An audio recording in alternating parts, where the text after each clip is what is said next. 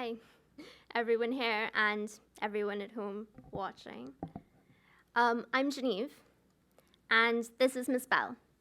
I met Miss Bell a few weeks ago, and this is a picture of her when she was younger. And that's Rosa Parks that she's standing next to. This photo of Miss Bell meeting the late civil rights activist and hero is right beneath a picture of Miss Bell graduating from law school. She's also traveled the world, from Africa to Europe to the Caribbean. Her living room is overflowing with souvenirs and pictures of her trips. She's vivacious, funny, smart, and tries to approach everything with compassion. She's now 78 and housebound.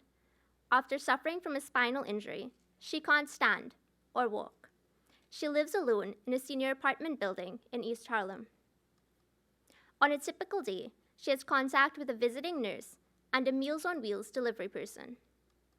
She gets phone calls from family and friends, but that's the extent of her contact with the world, of her contribution to the world. Miss Bell, like many other housebound seniors who want to participate actively in society, lacks access to avenues to do so. This lack of access leads to social isolation. Research shows that social isolation is a serious risk to health, especially for seniors already facing a plethora of health concerns associated with aging. From my research, I've discovered that the indicators of social isolation that have the potential to pose health risks include lack of participation in social activities, and as I mentioned before, seniors who can't leave their homes don't have access to opportunities to participate in social activities. For example, when I asked Lulu about this, she said, "Well, I can't get out. That's the problem." Small social circles. And seniors typically have very small social circles due to time, distance, and unfortunately, the passing away of friends and family. For example, Doyle told me that he felt lonely when his wife passed away. Living alone and feelings of loneliness. And more than just feelings of loneliness, 60% of housebound seniors suffer from depression. For example, Hermes told me that he'd been living on his own for 40 years, and of course he gets lonely sometimes. So I wanted to give these seniors more opportunities to engage with the world, because more engaged seniors are healthier seniors. And through my research, I've learned that seniors aren't actually that interested in connecting to each other, but rather their self-worth is strongly tied to their contribution to their community. So I needed to create opportunities for seniors to not just connect and not just engage, but to actively contribute to their communities. And they have a lot to contribute. These are people who've literally been through it all. Immigration to a brand new country, parenthood, war, love, loss. They're invaluable stores of hard-won wisdom. From Experience with Love is an intervention that leverages the most valuable collective resource of housebound seniors, their vast breadth of life experience. It's essentially an advice column that moves from digital to analog media to connect the digital natives of the world with housebound seniors of East Harlem who don't quite know what the internet is about. Seriously. My seniors don't have computers or smartphones. They're among the precious few on earth who still use landlines.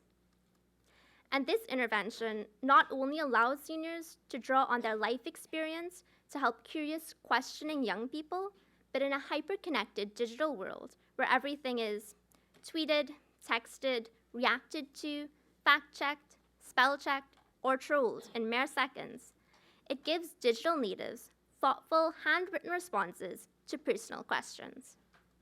For example, Jeremy is 25 years old, and he submitted a question via the From Experience with Love online platform about how he could give his opinion on issues related to politics and gender without offending his friends, who he says has very different views from him. His letter was printed, enveloped, and sent to Miss Bell via her Meals on Wheels deliverer. So, Meals on Wheels is the only reliable daily interaction that many of the housebound seniors in East Harlem have. This intervention hacks that delivery method so that the Meals on Wheels program at the Union Settlement Jefferson Senior Center could not just offer a meal and a few minutes of interaction per day, but an avenue for seniors to contribute to society, to feel needed. Ms. Bell read the letter and patiently penned a thoughtful response, from experience with love, which went back with her Meals on Wheels deliverer and was then posted online to Jeremy. The letter included advice like, some say topics relating to religion, politics, and gender should be avoided. I disagree. When prefaced with love in word and deed, there's acceptance. We live in a world of diversity and various beliefs. Therefore, all of us matter. I believe respect and empathy is the way to approach any discussion. When I checked in with him, Jeremy said, the response made me remember something I forgot some time ago, speaking in love and not judgment. Nowadays, a discussion devolves into a tit-for-tat that ends in a sullen silence when the two parties stand by their opposing views. No real understanding has taken place, but I now recall that empathy and love is the true foundation to establishing a middle ground. Thank you for the response. It was very thought-provoking, and it made me look inward. And the majority of questions sent into the online platform were like Jeremy's. They were questions about how to navigate life's rough spots, questions about relationships, about balancing life and career, about difficult choices. They were questions from young people who didn't quite know where else to turn.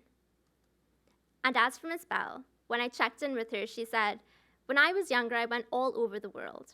Now that I'm in this bed, I like that the world is coming in to me.